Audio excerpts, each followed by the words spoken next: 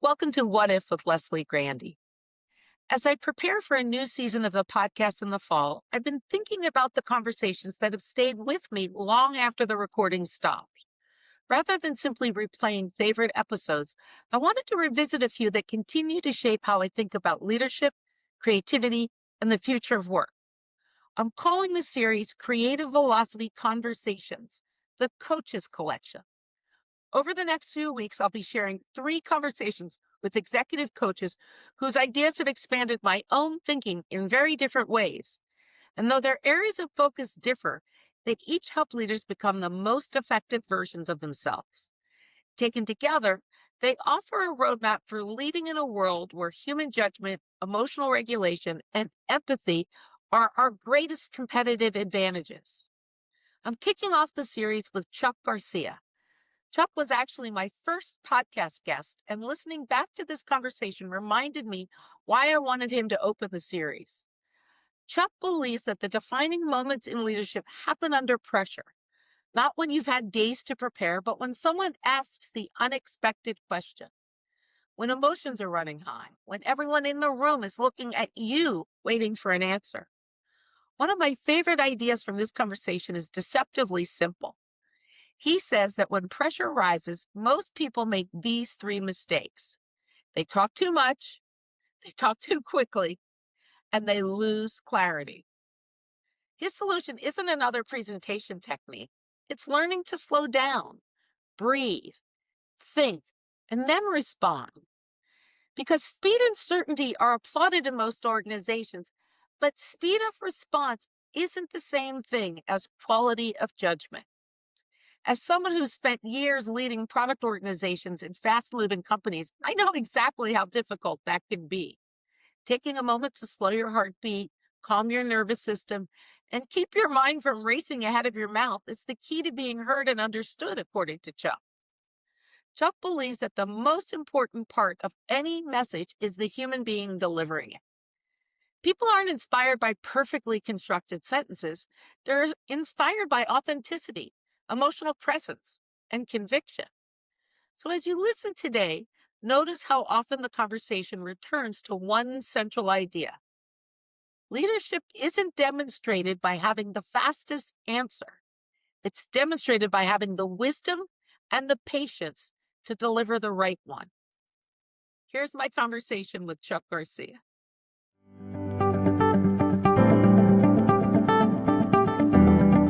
I'm here today with Chuck Garcia, who is my inaugural guest for the What If with Leslie Grandy podcast. Thanks for joining me today, Chuck.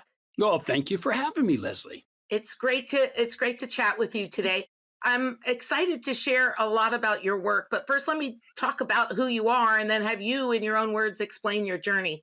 Chuck is a best-selling author, a Columbia University professor, a mountaineer, and a life elevation coach whose work blends emotional intelligence, executive presence, and stoic philosophy to help guide leaders to transformational growth. And I find that topic to be super fascinating. So I'd love for you to share a little bit about your journey in how you found out this was your passion, like this was a place where you really wanted to focus your energies.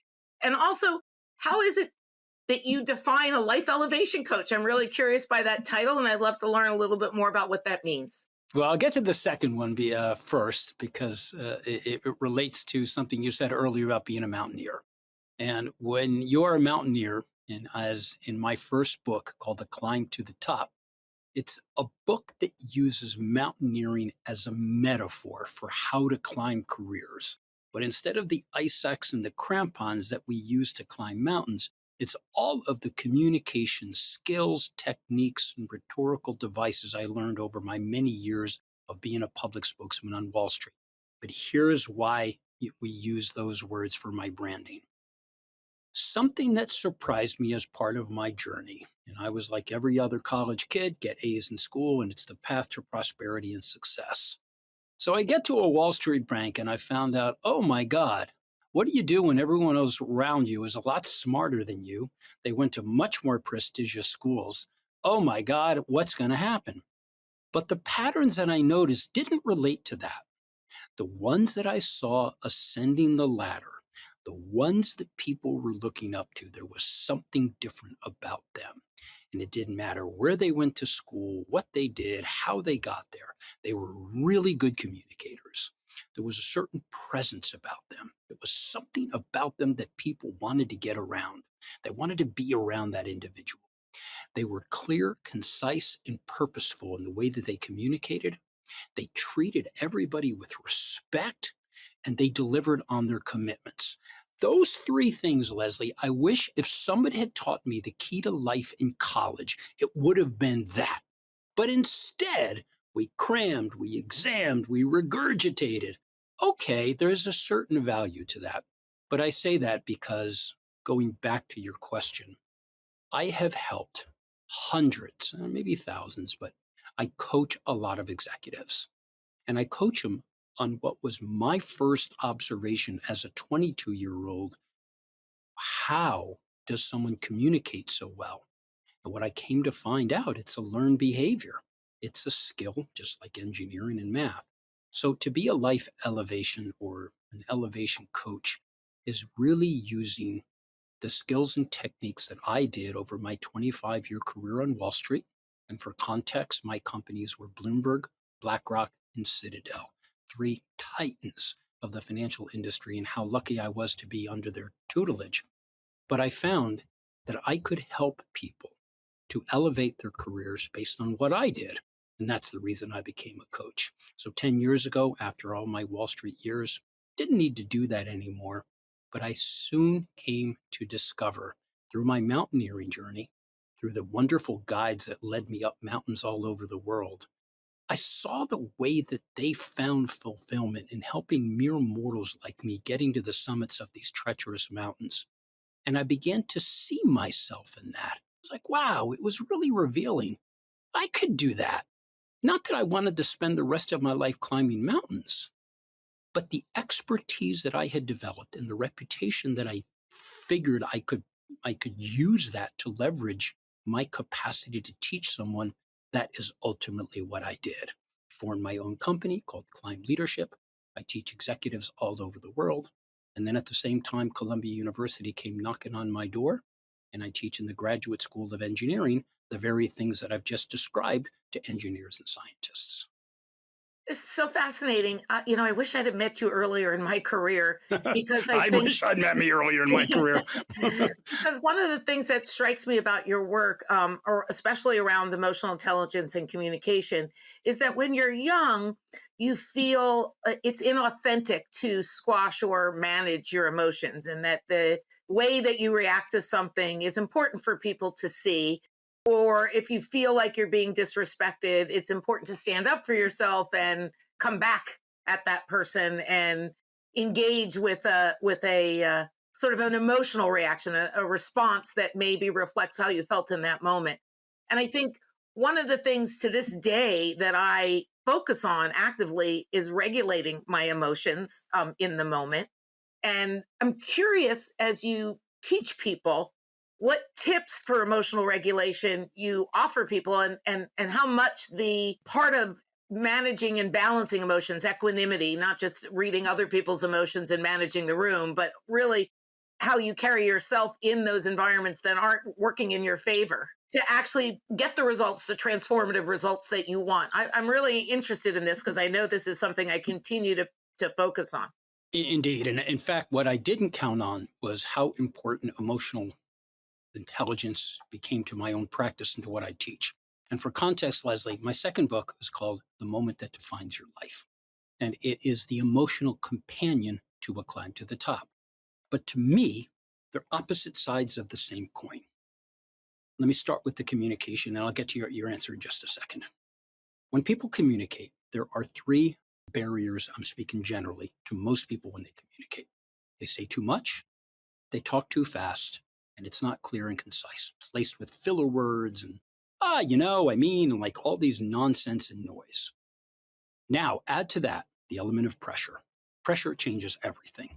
And what I came to find out over my career, my own conclusion, underestimate the importance of the intellect I described before, and yet overemphasize that and underemphasize the importance of temperament, the ability to stay calm under the weight of pressure and great expectations. Most people, Leslie, sadly, have never been taught how to regulate that. Unless, and this is why I like hiring athletes over the years, if you had someone who's a pitcher, they know how to regulate their emotion because it's no longer about the pitch they throw, it's a headspace. You watch a quarterback on the football field, fourth down, 1 yard to go, 1 inch to go. What does Tom Brady do? The ultimate stoic. He has the memory of a goldfish. He has to forget all of those things that brought him to that place. Here's where my answer is. The most important technique to help regulate your emotion is brilliant in its simplicity, yet it baffles me why so many people don't do this. Now, I grew up in a military reservation. I grew up in West Point, New York, home of the United States Military Academy. So I was surrounded by Army officers.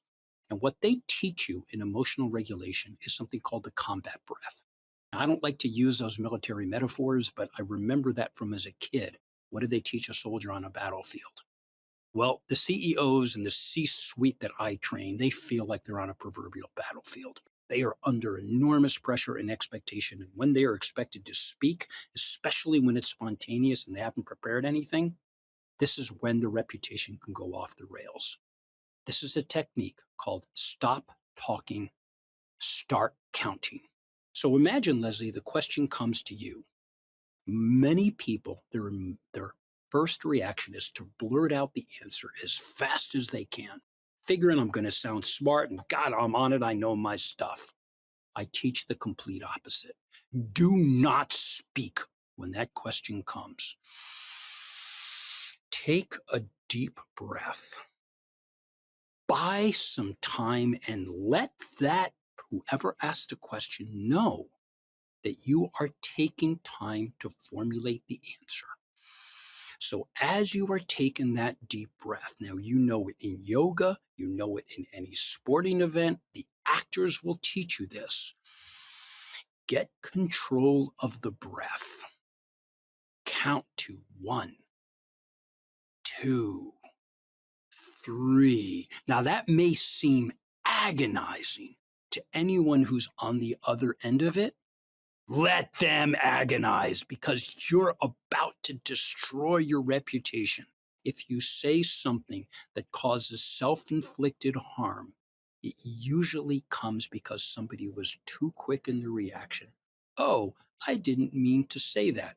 You don't have the luxury to backpedal anymore. So really what I'm describing, Leslie, is a technique of emotional regulation that starts with every question and response. Don't answer it.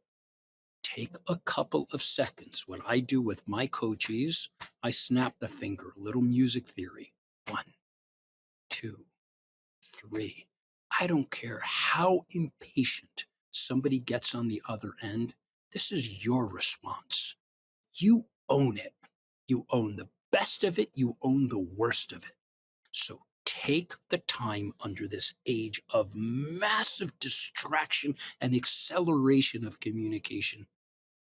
Take the time to commit to slow it down. Simple technique, but It makes sense to me because as I started getting involved in meditation, when my jobs got more pressureful, I learned breathing techniques, box breathing, and other, which is also a kind of a military approach to help people calm before battle. I feel like the physiology is there. To your point, right? You take that breath, and your body reacts then to the breath, not to the emotion. it is. But tell me, the best college course you had, did it include this? No, No, no, no, no. no. I never learned it till there was an app called Calm. That was where Exactly. that's where I learned it. And I learned that these breathing techniques, they don't have to be the same breathing techniques. Most of them are just about being aware of your breathing and then the methodical approach you use to breathe to get your physiology in order. That was huge for me. When I went on stage the very first time at Amazon, I did a box breathing exercise while they were introducing me, and it just changed the whole adrenaline flow. Right, For me. but let's consider our formal education. We test for intellect. We don't test for adaptation. We don't test for what happens under the weight of that pressure. And this is, I think, my 9 years at Columbia University. I'm so joyful. It's such a wonderful institution to have educated the engineers at the whole of them, to become not just engineers, but working professionals who are counted on to raise the bar on that professionalism.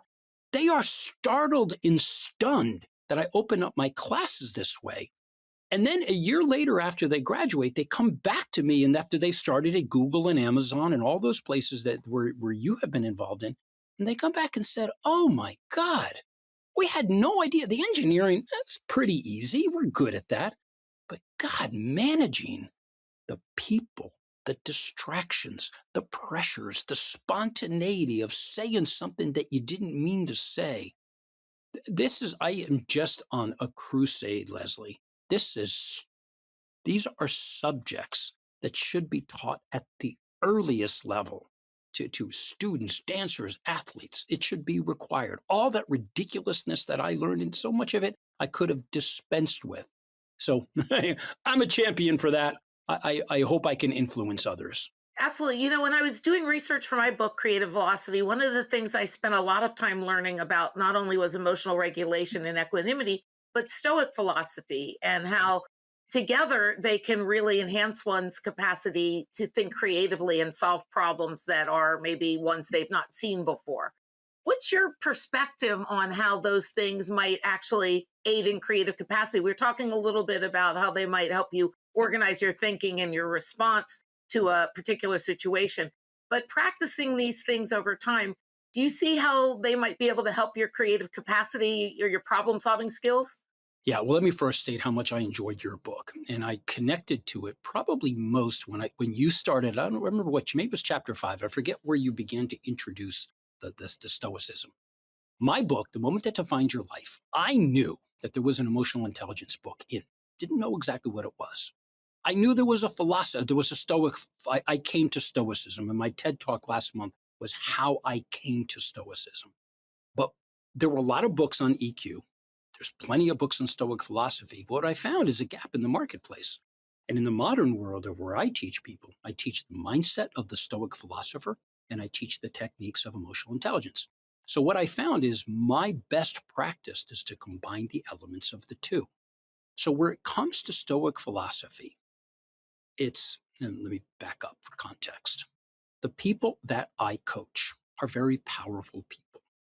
They are typically married with children. They also have an expectation that they want to control everything. They want to control the weather. They want to control the traffic, and they get very upset when that doesn't happen. You know the type, Leslie. You have spent your time in the Pacific Northwest and California, Northern California, surrounded by them. Am I right? So what do? All of that energy, that the allocation of that energy that is focused on those things by which they have no control, are diminishing their capacity. Now, in your book for the creative philosophy, you very much talked about the integration of the technology with the creative, and very much like the Pixar world, where they combine intellect, storytelling, and all those wonderful things you talk about. In my world, this is very much a Wall Street world.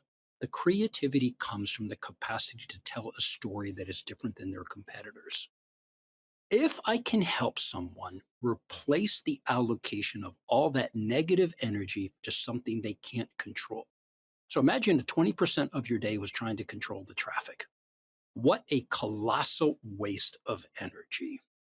What if when you were stuck on that 495 going 5 miles an hour, instead of yelling and screaming and honking, which burns a lot of energy, what if you could clear the mind?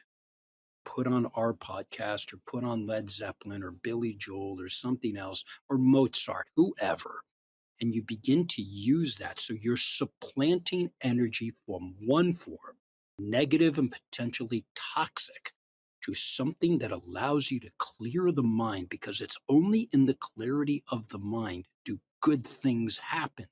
Whether it's a creative principle or simply being clear and concise about a message you're trying to communicate. And that's, Leslie, why I connected to your book so well, because you and I were kindred spirits.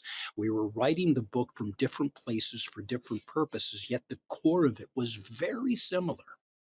Absolutely. And one of the things that I'm struck by also in what you're saying in clearing mind mind space for not only creative thinking but also clarity of thought. Just the idea that you're saying that what is the essence comes through when you have that space in your brain. Where does flow fit into your work and a flow state, and how do you think about the importance of getting into a flow state in that same sense? Because I think when you're stuck in traffic and you're aggravated by the things you can't control, you're never going to hit a flow state. You're never going to hit that space where your subconscious and your conscious can bring ideas together, bigger ideas than maybe you could do if you were just focused on the moment. Well, I don't expect, and I think it's clear, and I'm glad you pointed that out. We don't expect the flow states to hit in situations like that. They hit in other places. But I know I became a part of my mountaineering experience. I became a rock climber and an ice climber. And I found that when you're rock climbing, you only have one thing to think about, and that's your next step. There's nothing else that exists in the world. And what I do in my practice, I try to apply the principles of the fact that it's like a chess match. You got one move. What's that move going to be? And the reason I try to get everyone to only move one step at a time, when you're dealing with highly intelligent people, their minds are racing 100 miles an hour. And there's a stream of consciousness that they may be able to understand. But to the mere idiot like me, I don't get it. I'm just not that smart. You got all that stuff coming at me. I don't know what to process. So, where the flow state comes in, helping people in the mind to slow it down, because what we're doing is we're eliminating the crowd, you're eliminating the noise. You cannot hit a flow state when your mind is filled with 100 things. But that mind of 100 things, that's no one's fault. That's our responsibility, and it's a learned behavior to understand how do I drown out and how do I rise above all of that noise. And this is where the beauty of Stoic philosophy and emotional intelligence intersect. It's being calm and being self aware and recognizing, okay, let me drown out the traffic. Let me drown out the noise. Let me drown out everything else. You're almost doing it by process of elimination until you finally get to that point where what you talked about in your book, you hit a certain point, you got to keep going. Sometimes it's unexpected. You don't know what it's going to have, but you have to give yourself the runway for that creative velocity. You talked about the foundations of the mind, because if you don't get the foundation right, you get nothing right.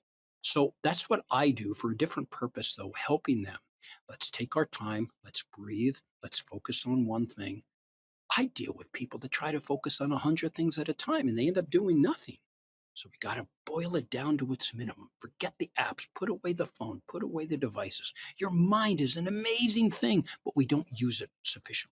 I'm curious how you feel about maintaining the sort of human centered Stoic values in a world that's rapidly depending on generative AI for content creation and communication.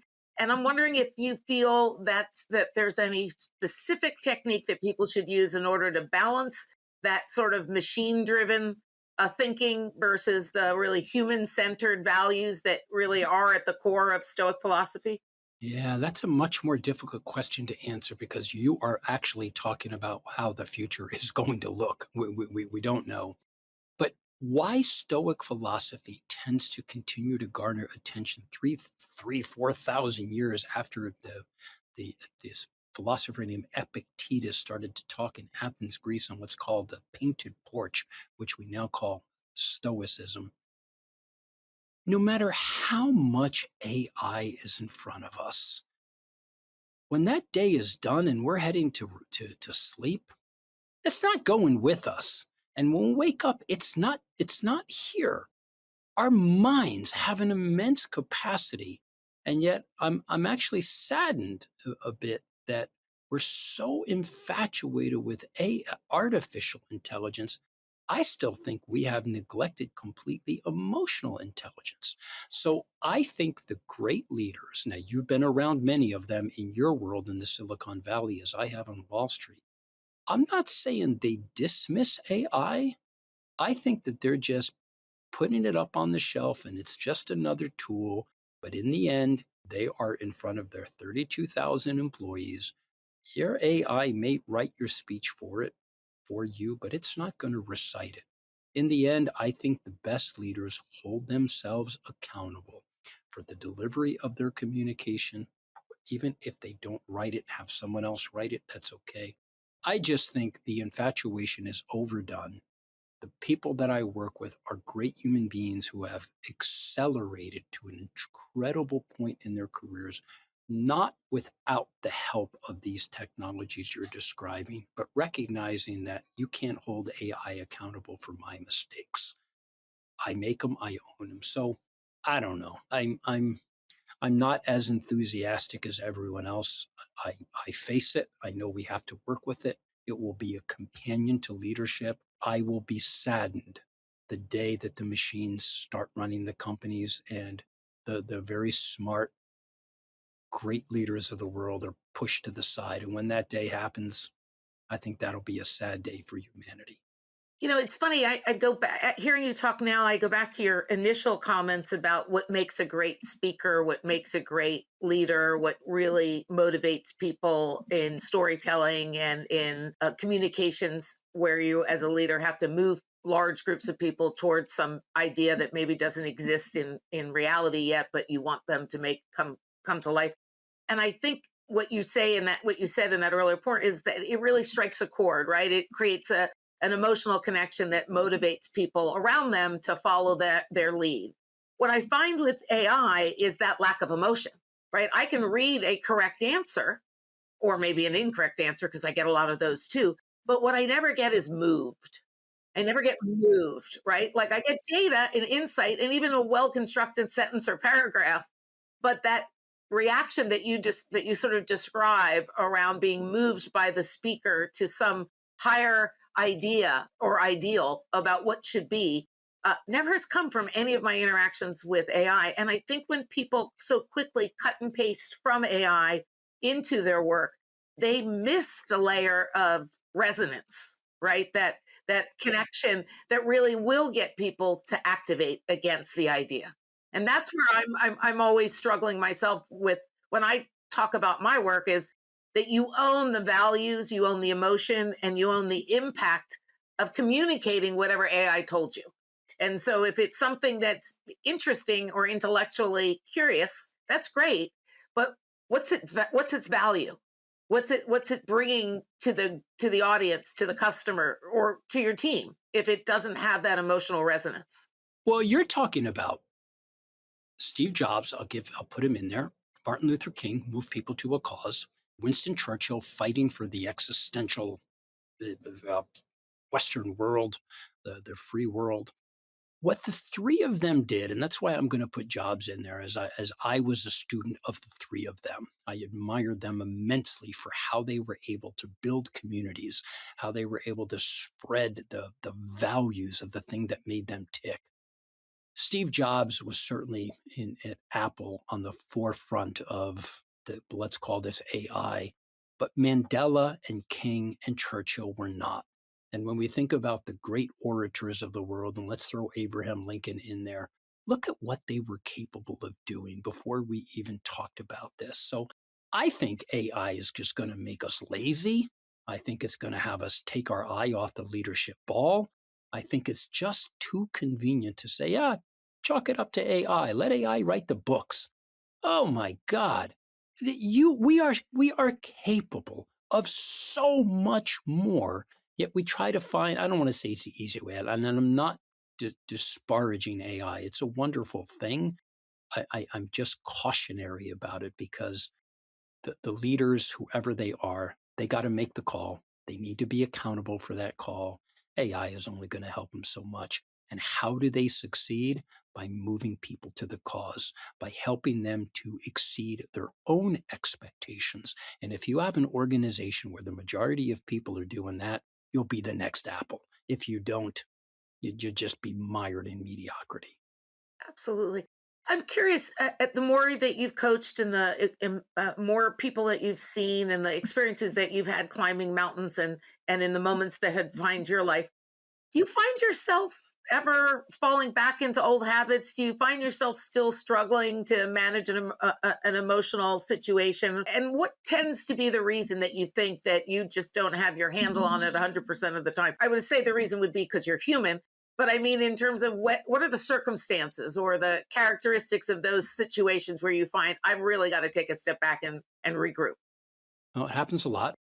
I can't say that I fall into old habits because I'm so conscious. I live by everything that I teach, and I appreciate that it's always on my mind in every interaction that what I cannot do, even though I don't like what I'm hearing, is to be a jerk.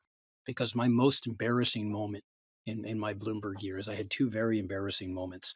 And one of them was when I let loose on a substandard employee in front of 100 people and completely lost it.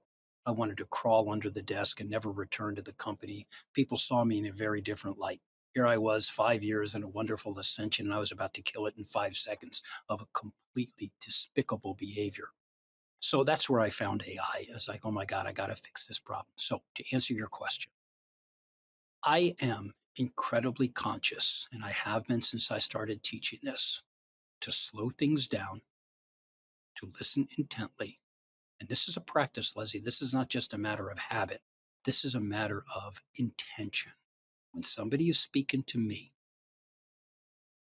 just as I'm doing now, I am patient. I look them in the eye, and I will listen. I will be free to disagree, even if they don't like what I'm going to say. I will always disagree with respect, and I will always be honest. What I cannot be anymore is a jerk. I have those tendencies, and I think we all do in the careers that we were in, because it's very easy to light a fuse when you don't like being at the table with someone you can't stand, but we have to deal with them too. So I don't think that I revert to those behaviors, because if I did, I would be a phony, and it would be the worst thing that I could do. But instead, I am conscious every minute of every day to act with good intention, but to still be tough, to stand my ground, but to do so with respect.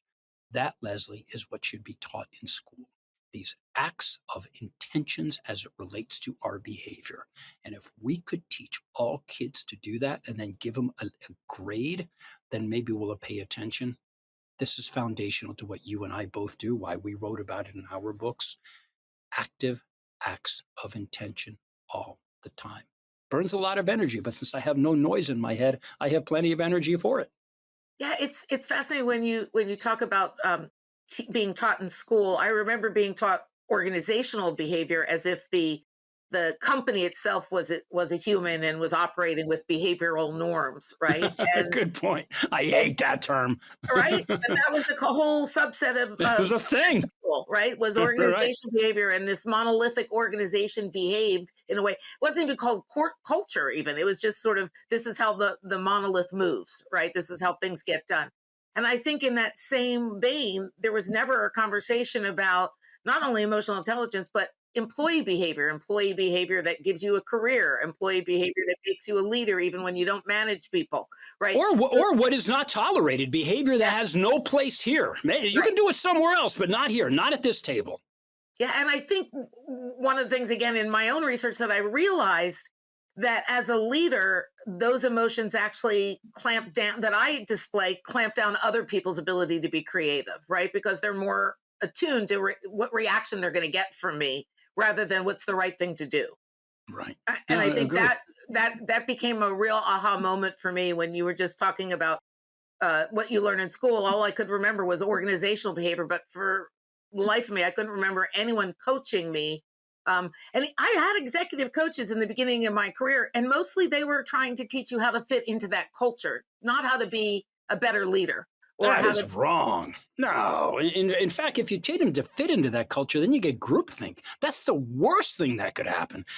You should be, at least in what I try to do, help them to be distinct. That doesn't mean that your behavior is contrary to the culture, but you never want them to fit in such that they're just saying yes to everything. And that's where companies get destroyed, where it becomes such a force that it just buries organizational cultures. That's I know, and what I found also, and I'm sure this is the same in your work with engineers, that consensus is the death of individual thinking, right? That the fact that you're aiming for consensus is giving up on the value of an individual's contribution, right? That oh, there might be something. you just get people to cave in. It's a lot easier to say, yeah, you know what? I agree with everybody. That's great. That's the demise of a culture. That is It is. wrong. It is. Ultimately, though, I will say, Whoever is the leader in the room is the one that needs to make the call. Whoever, him, her, it doesn't matter. And to be held accountable for it. How do you hold accountable for it? Now, it's organizational behavior, but it's the sum of the individuals who are working with you to exceed that mission's expectations. And that's done all day, every day. But that one person is responsible for the entire thing. And the minute we stop that accountability, that company is in a bad place. Absolutely. One last question I have before we wrap up.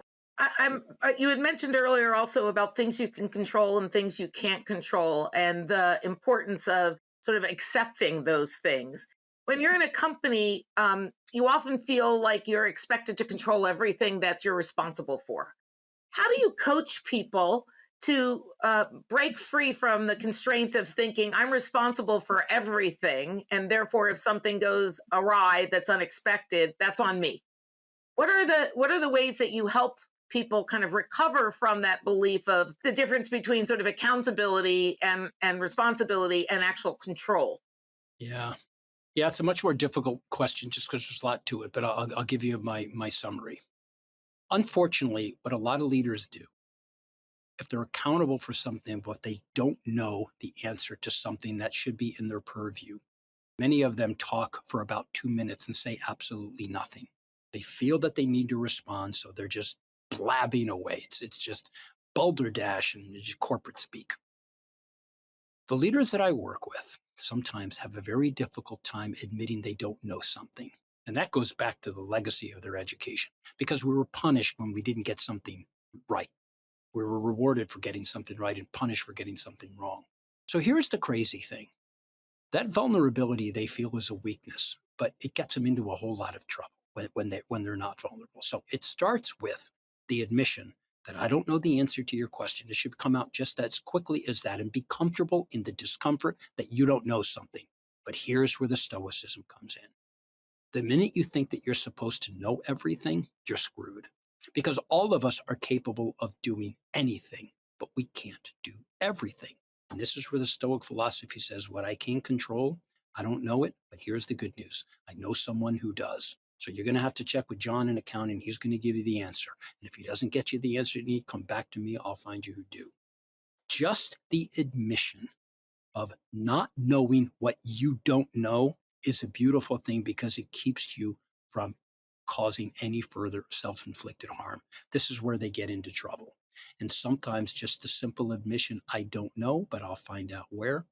Such a simple thing, but some people have a very difficult time, especially the control freaks. They have a hard time letting go and accepting the fact that they're not perfect.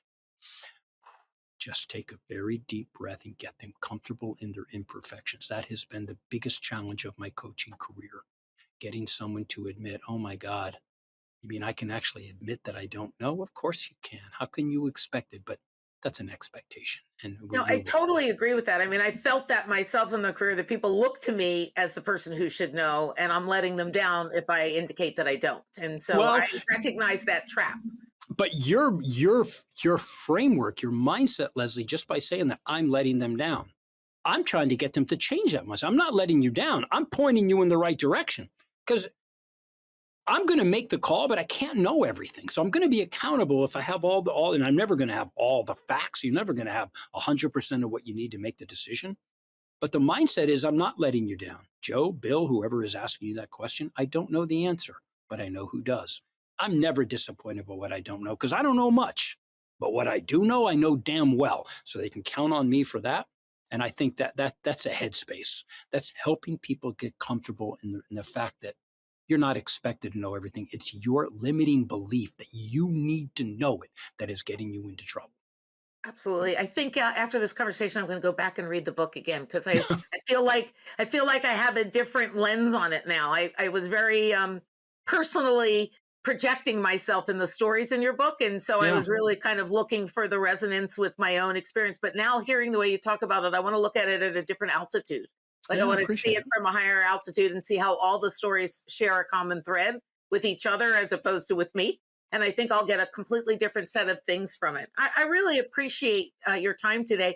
My Before we pleasure. wrap up, how can people find out more about your work and learn about what you do as a life elevation coach. You bet. Well, thank you for having me, Leslie. It's a pleasure. So for anyone, listeners or viewers, if you know my name, Chuck Garcia, and you add a .com, that's how you can get to me. So when you go to chuckgarcia.com, there is a contact tab.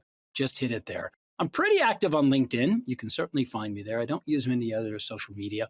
And I'll give you my email address. My company is called Climb, as climb a mountain, but not everybody spells climb the way they hear it. Some people spell CLIME. So Chuck at climbleadership.com. That's my email address. But go to my website. I should have my videos and things I talk about. But then on LinkedIn, I post every couple of months something that I think is interesting that you can learn from me. But wherever you find me, it's just a pleasure to be able to connect to your network. And I'm grateful, Leslie, for the opportunity to do this. I like I said, I learn a lot from this conversation that supplements what I learned from the first time reading the book. So it's awesome. I really appreciate you. And thank you for joining me today for What If with Leslie Grandy. It's been a pleasure to have this conversation. Thank you. Thank you so much. You're listening to What If with Leslie Grandy. If you want to put these ideas into practice, visit lesliegrandy.com for tools, webinars, free downloadable worksheets, and bonus book content.